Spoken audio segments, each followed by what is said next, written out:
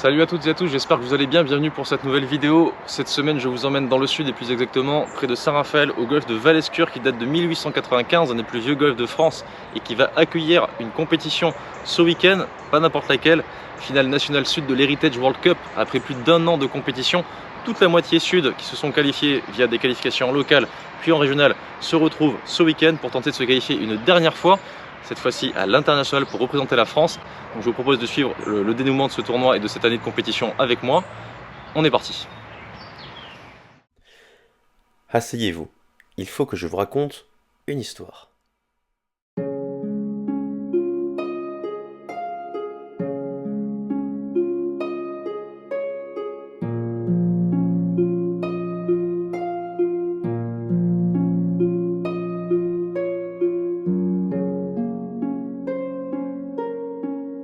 Cette histoire, c'est l'histoire de valeureux golfeurs dans un cadre enchanteur du soleil, du beau gazon, de magnifiques pins parasols. Ils étaient plusieurs milliers mais ne sont plus que 80 désormais, il n'en restera finalement que 2 à l'arrivée. Seulement voilà, entre eux et leurs rêves se dresse cette satanée balle blanche, et là, c'est une autre paire de manches. La récompense dans tout cet effort, représenter notre beau drapeau tricolore pour la finale internationale de 2025.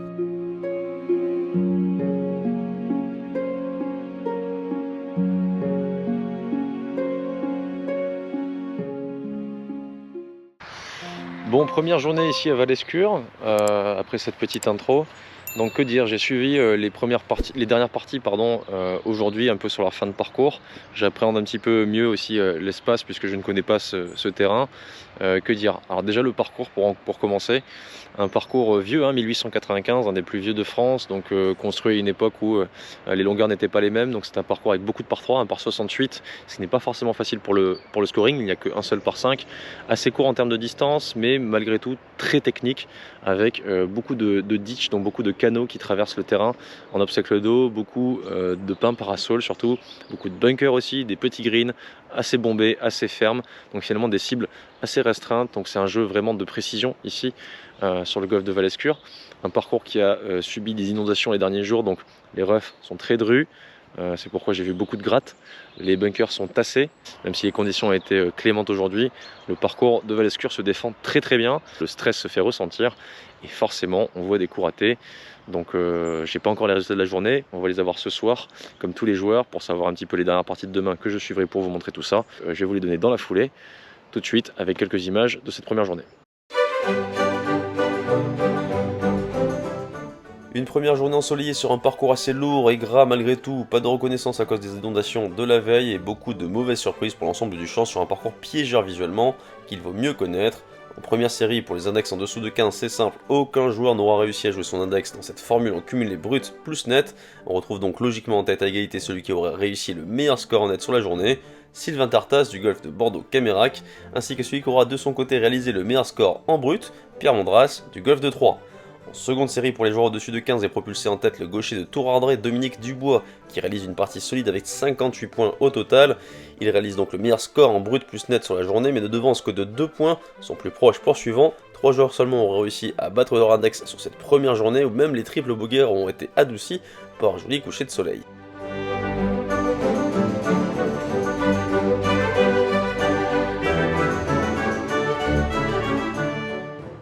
Quoi qu'il en soit, bonne ou mauvaise première journée, tous se retrouvent le soir pour un apéritif et un dîner, mais peu s'y attarderont car l'espoir d'un exploit est encore bien présent, que ce soit en première ou en seconde série, les résultats sont très serrés, donc rien n'est qu'encore joué.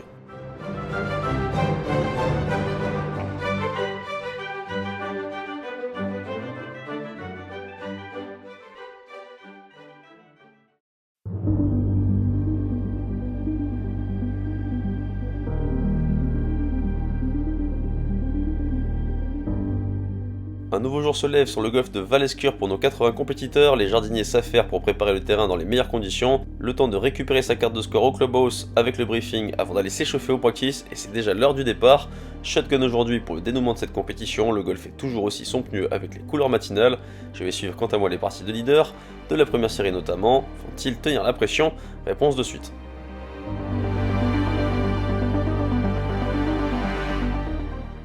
Allez, jour 2, encore une belle journée aujourd'hui.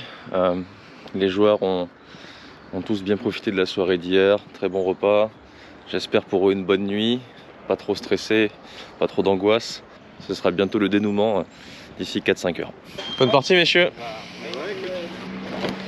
Donc on est parti pour la dernière partie. Je vais essayer de suivre Sylvain et Pierre qui, pendant quelques trous, qui sont leaders en première série. On va voir ce que ça donne.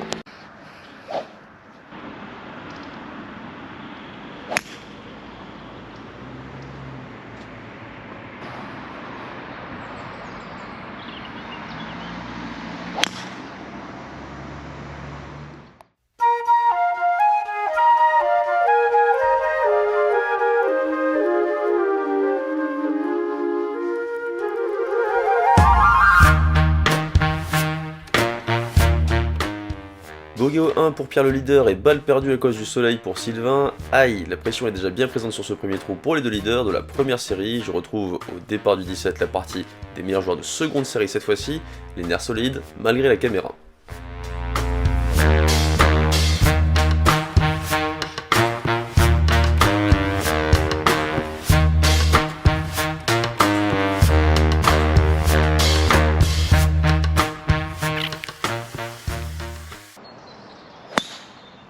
Bien, un trait.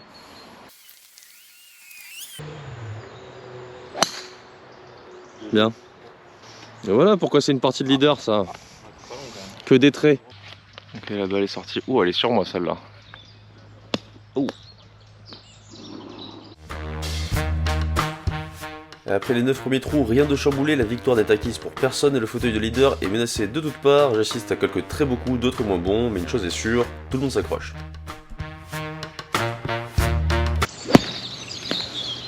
Non, pardon. Ouais. C'est bien. Ah, le golf, quelle cruauté.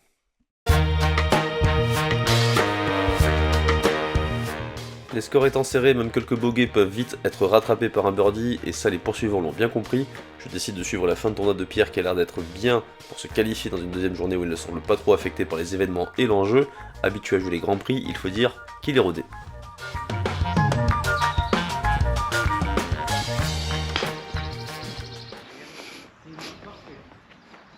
Arrête-toi, arrête-toi, arrête-toi. Ouais, ça va. Donc là, on est sur le 10, c'est un par 4 super compliqué. Il fait combien en distance celui-là? Un peu plus de 400 mètres. Ah ouais, carrément. Ouais, 400 mètres. Ok. Un par 4 de 400 mètres, les départs sont là-bas. Et au milieu, tu as une énorme butte ici. Donc les joueurs, pour arriver là, il faut quand même mettre 2,75, 2,65 ici. Donc la plupart des joueurs vont évidemment s'arrêter en bas, auront un coup en aveugle en direction d'un tout petit green protégé par à droite un obstacle d'eau, à gauche un bunker et devant un canal. Donc c'est de très loin le trou le plus dur de ce parcours de Val-Escure.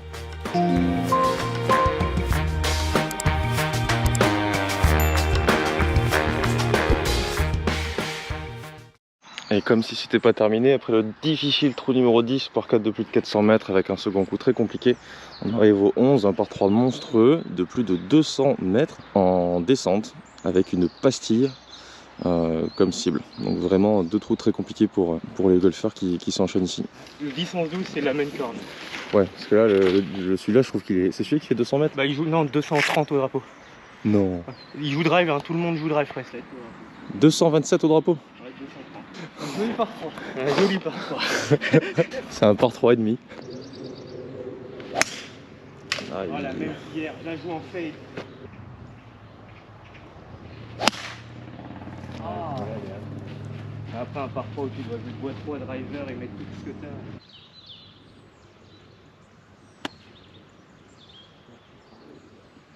Avance. Allez. Ouh, elle est pas passée loin. Oh, j'aurais aimé celle-là. Ouais.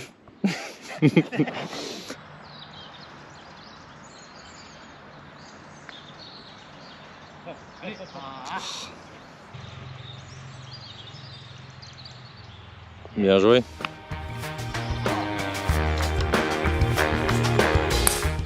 Bogey 10 et 11 pour le leader sur deux trous vraiment terribles, pas de quoi s'affoler pour Pierre qui joue tout en gestion. Vas-y, je te laisse te présenter. Bah, Pierre Mendras, 1,4 d'index. Alors je suis originaire de Troyes, mais je joue actuellement dans le Grand Est vers Metz. Donc là, les joueurs du Grand Est sont venus carrément à la finale sud. Alors c'est aussi surprenant pour toi que pour nous. Ok.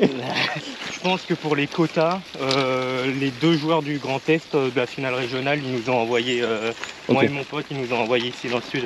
Et tu connaissais le parcours ici? Pas du tout. T'aimes bien? Ouais, c'est très sympa, ouais. Un peu étroit avec des arbres. J'ai l'habitude de jouer ça. Dans le Grand Est, on a que des parcours comme ça, donc un peu style Lacano, des parcours comme ça, un peu touchy quoi. Aujourd'hui, ça se passe comment? Bah, pour le moment, mieux qu'hier. Hier, je prends 37 putts. Ah ouais, quand même. Voilà. En prenant 13 greens en régule. Donc en fait, t'as quand même plutôt bien joué, c'est juste que ça part rentrer les potes quoi. C'est ça. Bah écoute, je te souhaite d'être courageux sur les derniers trous. Accroche-toi. Yes, merci.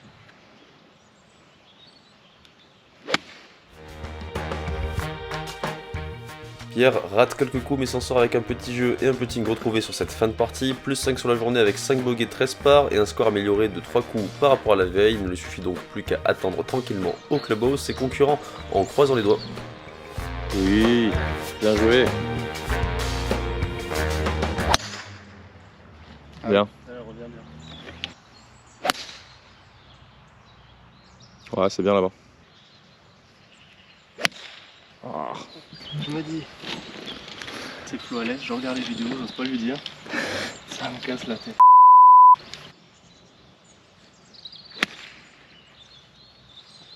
Looking good. Ouais, bien joué. T'étais déjà à Frégate l'année dernière? Mais en fait, moi je jouais qu'en brut, je pensais pas honnête en fait. T'avais pas conscience que t'étais encore dans le coup quoi? Ouais. En fait, j'ai attaqué et tout ça. Et en fait, il aurait fallu que je fasse un birdie entre le 17 et 18 pour être ex aequo en fait. Ouais. Donc t'étais encore dedans jusqu'au bout sans le savoir quoi. Ouais. Donc en gros aujourd'hui, jusqu'au bout quoi. Ah bah ouais. Jusqu'au bout quoi qu'il arrive.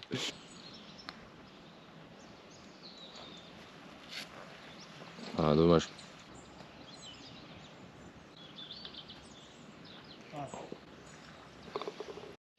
Je crois que la caméra et ma personne n'ont pas un effet nécessairement positif sur le jeu des joueurs, surtout ceux qui suivent mes vidéos. Ça leur met le petit stress en plus et malheureusement le pauvre Fabien, dès que je le vois, c'est pour un triple, un double, des grades, des sockets, et dès que je suis pas là ça se passe bien, donc je suis pas sûr d'être un chat noir, mais ça lui va pas très bien que je suive.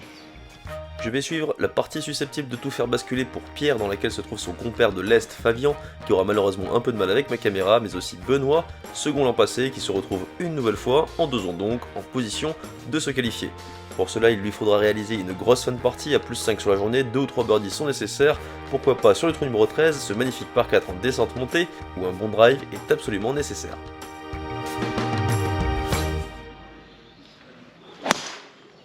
Ouais, énorme. Parfait. Oh, elle est incroyable. Oh, le trajectoire. Booba Watson. Celle-là a été Booba. Ok, donc petit point sur les scores. Pierre, leader de la veille, meilleur joueur du champ, un index qui est à plus 5 avec quelques trous à jouer, que j'ai suivi quelques trous. Et devrait, si ça continue comme ça, s'imposer en première série. Néanmoins, derrière, il y a des joueurs, Fabien et Benoît, qui sont pas si mal aujourd'hui pour l'instant. Alors trou d'avant, Fabien a fait une socket. On va voir si il s'en sort mieux maintenant. Ça me paraît bien mieux. Tombe. Et enfin, Benoît, plus 5 aujourd'hui, qui a failli se qualifier l'année dernière à 1 ou 2 coups près. Un Dolce Frégate qui tente encore sa chance cette année. C'est très bien joué ça. Incroyable! Oh! Magnifique! Ça joue, les chasseurs sont en train de chasser. Oh, petit birdie manqué, c'est dommage.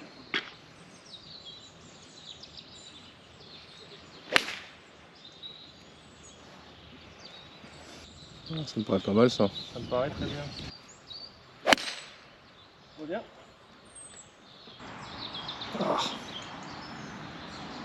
Ça fera un port pour Fabien et Benoît. Troisième occasion de birdie en 3 trous, proche du trou. Est-ce que ça va finir par rentrer?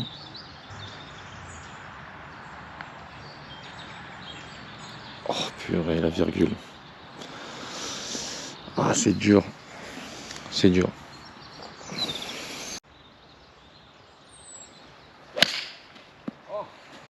Bon, je suis allé suivre l'antépénultième partie au cas où pour voir si le gagnant était peut-être probablement dans cette partie-là. Aïe. Je ne crois pas, donc ça se jouera certainement entre les deux dernières parties. J'ai pas eu le temps d'aller suivre la deuxième série, puisque tout le monde joue en shotgun, donc je peux pas malheureusement me dédoubler. Je vais essayer de suivre le dernier trou là, de l'avant-dernière partie. Ça va peut-être se jouer sur ça, on sait jamais.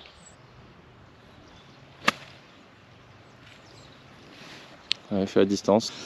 Bon, j'ai raté le trou d'avant, Benoît a fait un birdie, enfin. Après avoir raté plusieurs putts, il a fini pour en rentrer un. Résultat, il a plus 4 aujourd'hui. Ça risque d'être le meilleur score de la journée en termes de brut plus net. Donc du coup, ça va peut-être se jouer sur ce chip. C'est joué. Ouais, magnifique. Bien chippé. Et ça va faire une journée en plus 4 pour Benoît. Belle partie. Bravo, belle partie. Merci. Bien joué, belle fin de partie.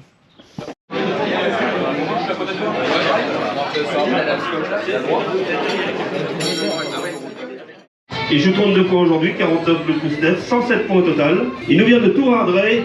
Bravo et félicitations à monsieur Dominique Dubois. Bravo. 33 points net, 31 points au brut, 64 brut plus net aujourd'hui. 121 points au total. Applaudissements s'il vous plaît pour monsieur Pierre Menras.